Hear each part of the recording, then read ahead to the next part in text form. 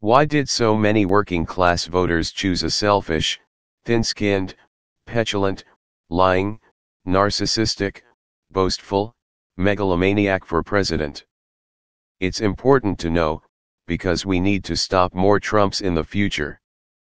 The answer lies in the interplay between deep-seated racism and stagnant and declining wages. Both must be addressed. Some white working-class men and women were, and still are, receptive to Trump's bigotry. But what made them receptive? Racism and xenophobia aren't exactly new to American life. Fears of blacks and immigrants have been with us since the founding of the Republic. What changed was the economy. Since the 1980s, the wages and economic prospects of the typical American worker have stagnated.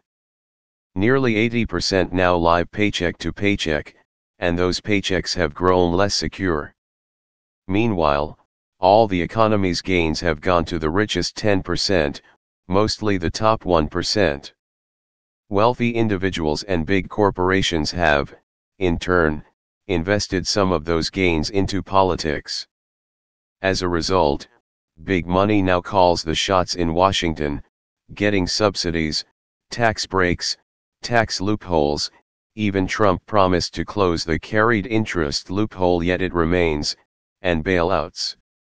The near meltdown of Wall Street in 2008 caused a recession that cost millions their jobs, homes, and savings.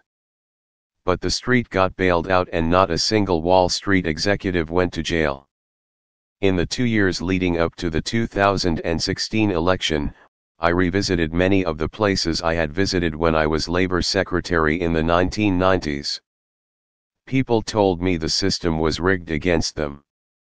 A surprising number said they planned to vote either for Bernie Sanders or Donald Trump, the two anti-establishment candidates who promised to shake up Washington.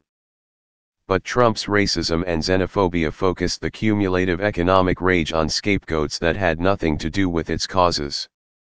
It was hardly the first time in history a demagogue has used this playbook. If America doesn't respond to the calamity that's befallen the working class, we will have Trumps as far as the eye can see.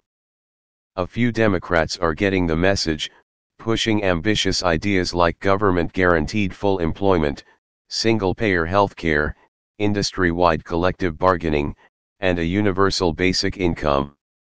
We also need ways to finance these things, such as a carbon tax, a tax on Wall Street trades, and a progressive tax on wealth. To accomplish all this, we have to get big money out of politics.